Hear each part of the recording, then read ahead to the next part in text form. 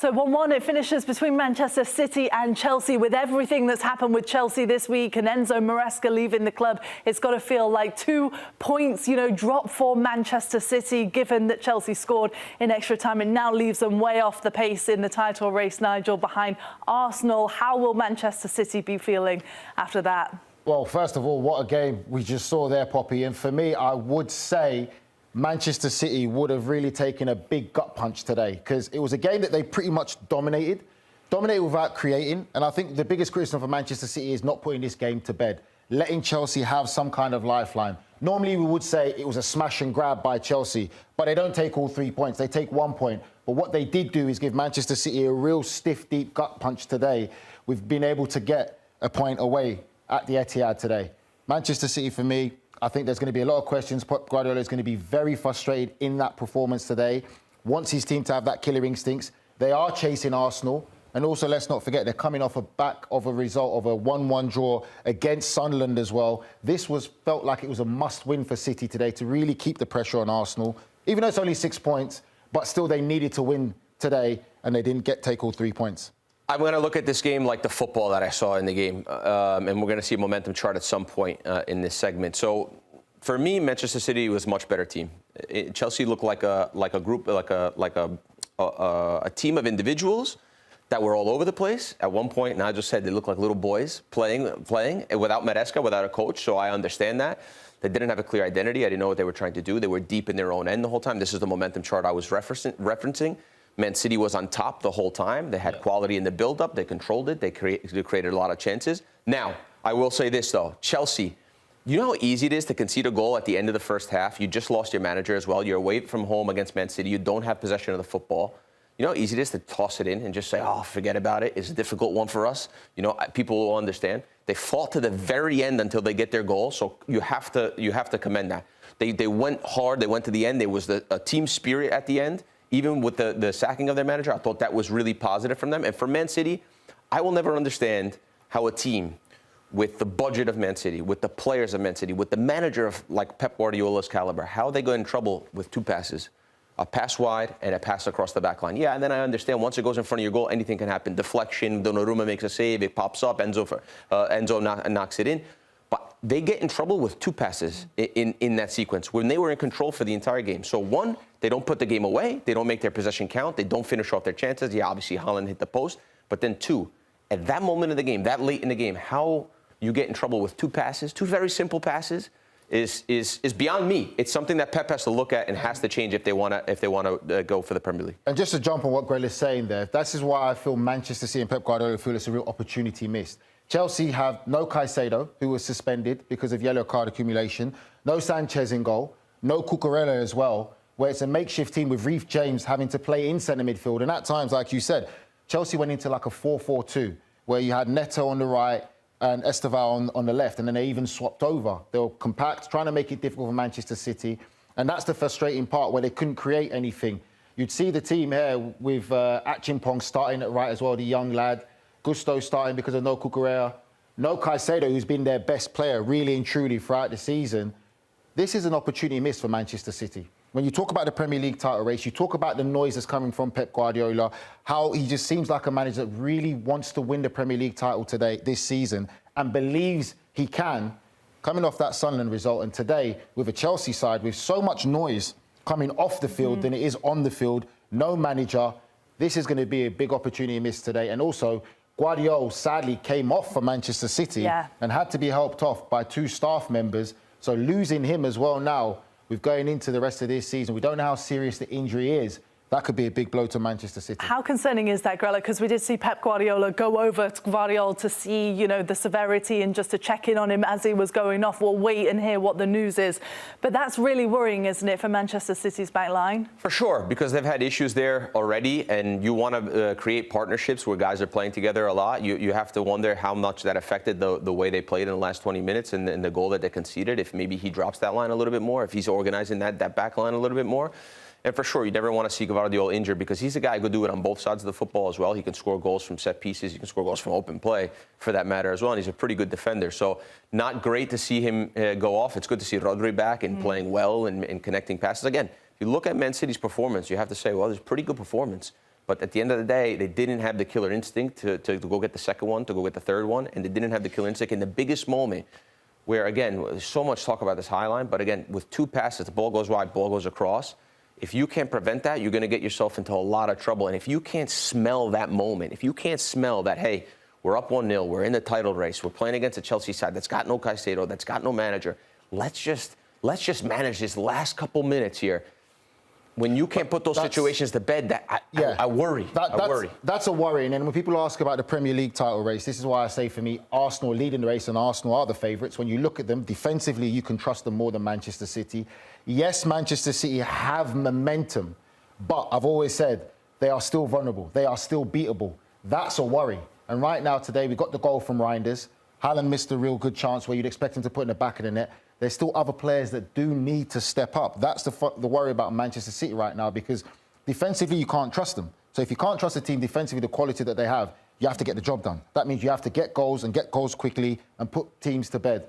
So for me, I am worried for City because they are the best chasers of Arsenal right now, but they are still beatable. Well, we are live on YouTube. We've got a fan comment here from Night Game. Foden and Turkey should be sold today. Both should have made it 2-0 if they actually made the correct decision. They sold today. Sold today. So like they basically mailed it in or whatever that means, right? My kids use that all the time. But look at you, Grella. Yeah. Understanding the lingo. And this is what the conversation we're trying to have right now is like, Man City back in the day go up 1-0. That's it. You're not sniffing the football. And we had Troy in here who always talks about playing against Man City, how you can't get a sniff of the ball, especially when they score first. So to not see these guys put it away 2-0, Doku comes on, tries to make the difference, can't.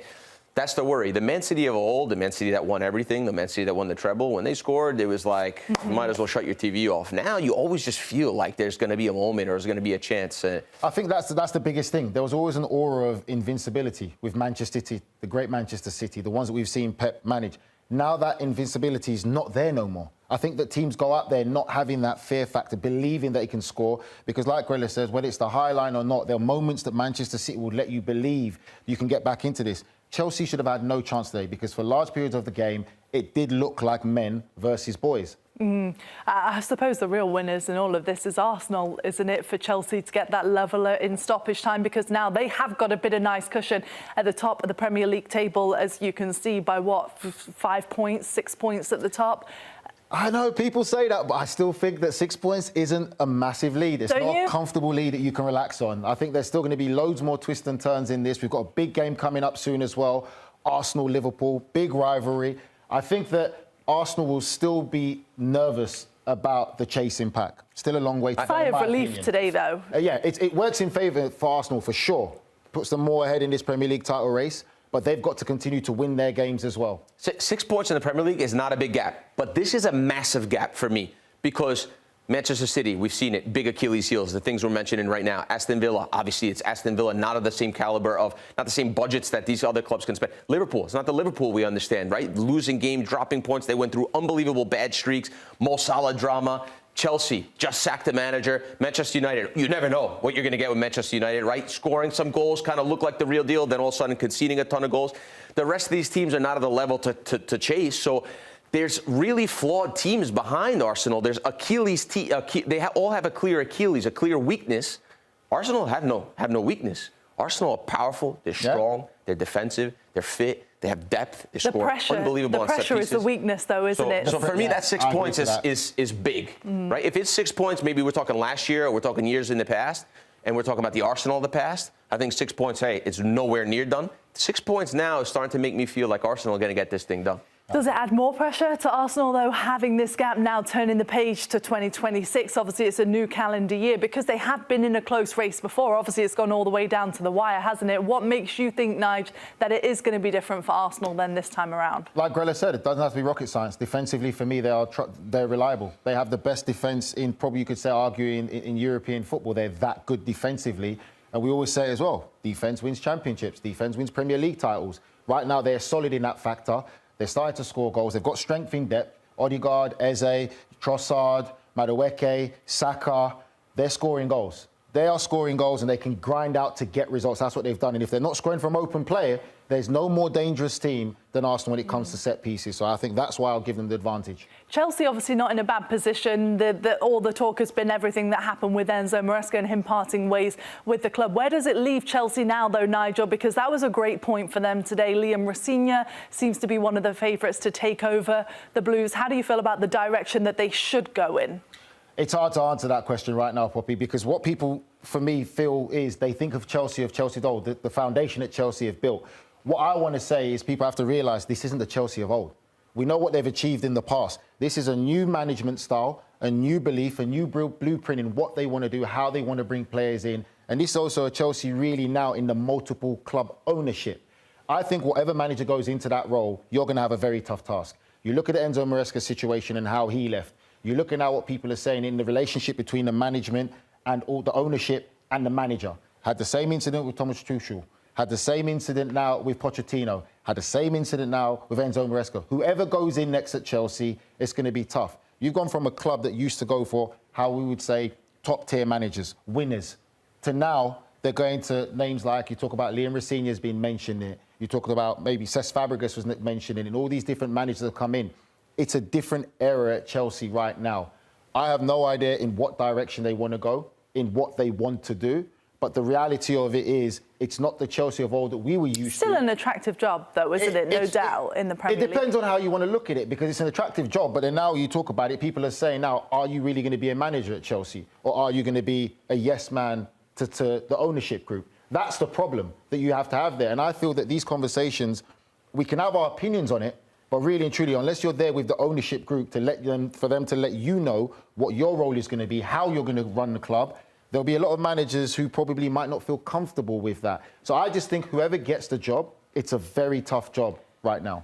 Let's have a look at a tweet that's just come in from Julien Laurent, because this has got some update on everything. Liam Rosenior has arrived in London this afternoon. He will sign his Chelsea contract and his appointment should be announced tomorrow.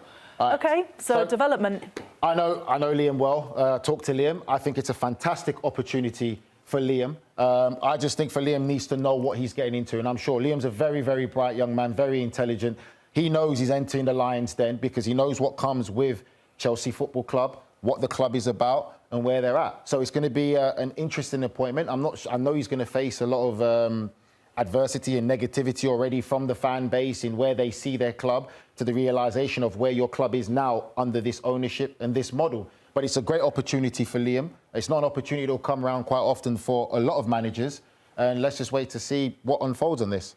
It was a difficult one for me. Yeah, I think the fans, even before he ever came out and said anything, or even before he was getting destroyed. And I think he's had a fine career so far. He's obviously in the process of building up his career. He was in Strasbourg before this, and he's part of the group as well. I only know about him on a personal level through Nigel, because Nigel's close to him, and I've only heard good things about him. But the Chelsea job is a different animal. And I think as a manager, you think, okay, maybe this ship doesn't come around that often, like this bus doesn't come around that often. I've got to take the job.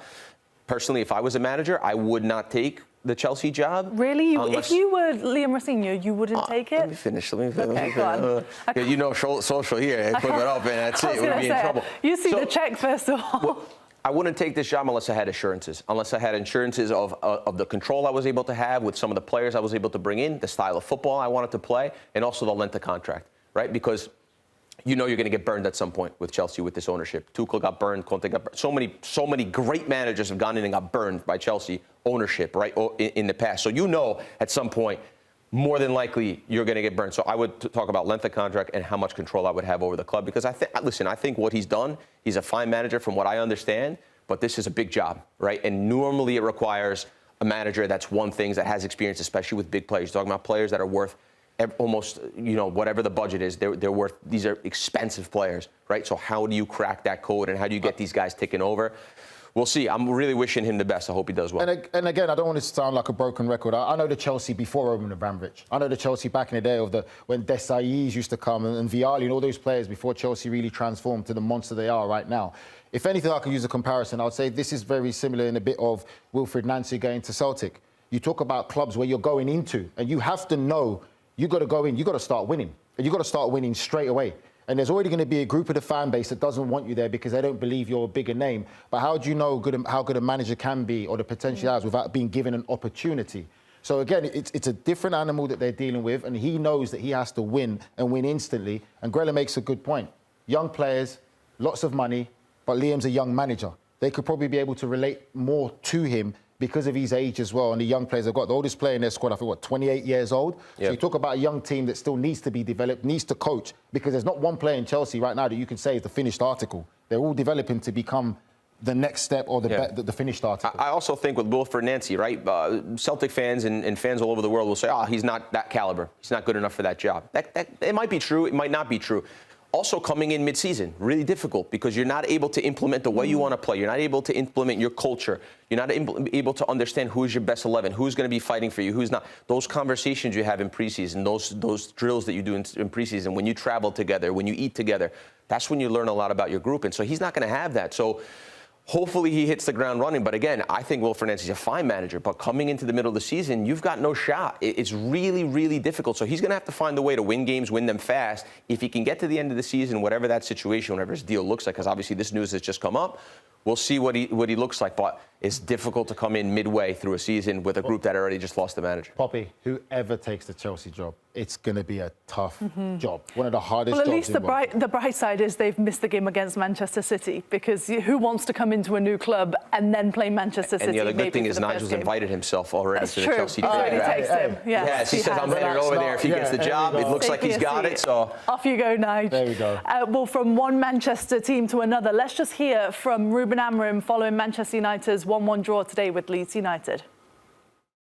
Guys, to stop with that, and I noticed that you receive selective information about everything. I came here to be the manager of Manchester United, not to be the coach of Manchester United. And that is clear. I know that my name is not Tuchel, is not Conte, is not Mourinho, but I'm the manager of Manchester United. And it's going to be like this for 18 months, or when the board decided to change. So that was my point. I want to finish with that. I'm not going to quit. I will do my job until other guy is coming here to replace me. And that is going to finish in 18 months, and then everyone is going to move on. That was the deal. That is my job, not to be a coach. If people cannot handle the Gary Nevilles and the criticisms of everything, we need to change the club.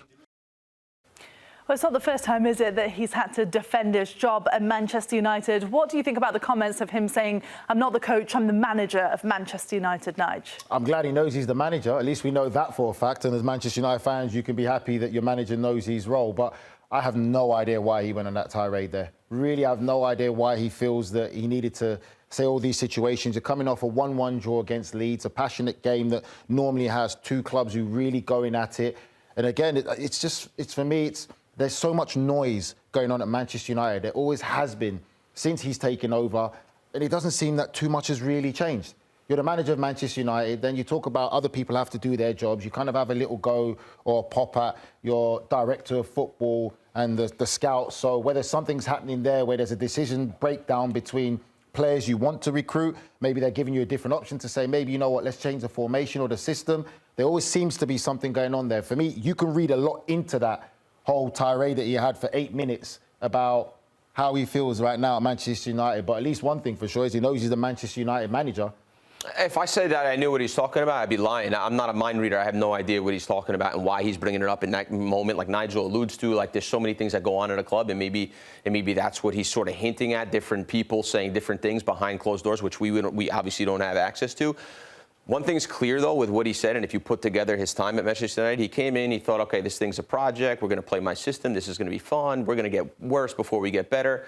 Just a little smirk on his face. That's all gone away. And I think the real frustration set in, and the reality of Manchester United, the beast that it is, has set in for him. And he's arrived to a point where he doesn't care at this point whether he gets sacked, he gets paid up, he moves on. And he could move on and say, well, man, there's been some great managers there that haven't been able to get the job done, so it was not on me. or he gets to the point where he does have full control. I am the manager here. I do get full control, full respect. Give me my time till the end of the season. He's come to a point where he doesn't care. I think that's clear. Not in that he doesn't care for the club or he doesn't care for his job or the players. I think at the point where when you get there in life where he just thinks, okay, if they sack me, I'm going to do it my way. I'll move on, but I am going to do it my way. Yeah. To some point, I'm not a big Amorim fan. To some point, I respect that. And I understand his journey so far to get to that point. I think it's also an element of frustration because when you look at them right now and the run of results that they've had, it's like the door's opening for them to step into top 4. I've said it publicly that if Manchester United finish in the top 4 this year, that is absolute progression. When you look at what happened to them last year, and every time they have an opportunity to really step in that top 4, they let themselves down. Yes, it's Leeds United. Big rivalry, big history when these two clubs meet. Grella's played in the game against Manchester United, so he knows what it's like. The fact that they draw 1-1, it wouldn't be seen as a good result for Manchester United when you talk about where they're going compared to Leeds United in a relegation fight. So I think there's an element of frustration there where it's also the British media where it's not easy to deal with the British media and the questions they put to you and how they will continue to poke you. Yeah, even then he said, I'm not letting Gary Neville get to me, but naming him by name. Naming by name, kind of says otherwise, doesn't it? Exactly, thank you. And I think that is the frustration behind it. And I think that's what's really getting to him now, the fact of we could be in the top 4 and we don't quite make it. And it's going to be the same continuous cycle that we're going to see until they put a run of games together of 4 or 5 straight wins. Just very quickly before we go, who would you rather coach at or manage, according to Ruben Amorim? If you're a young manager, which job is more attractive, Manchester United or Chelsea? Manchester United. I think Manchester United because there's nowhere to go but up. But both clubs come with a lot of pressure. Also, just to be more clear, manager is you're managing the club. Right. You're managing different relationships. You're managing the team. A coach is simply the football and aspect of the game. So you don't have any say on the player. So what he's trying to say, just in case it's not clear, is I want to control everything. The ecosystem I'm here. a manager, so I'm involved in recruiting. I'm involved in certain things. So I'm guessing that he's probably said some names or said some targets, and maybe the people who have to get that done aren't quite convinced and trying to make it difficult. But doesn't the coaching come with that? The being coaching on the pitch? is an aspect of managing. Right. Yes. So he's saying I'm not just everything. the coach. I'm the manager. Yes. Yeah. Right. OK, interesting stuff for Manchester United and for Chelsea. Happy days for Chelsea. I'm sure a point from the Etihad is just what they wanted to start this brand new calendar year.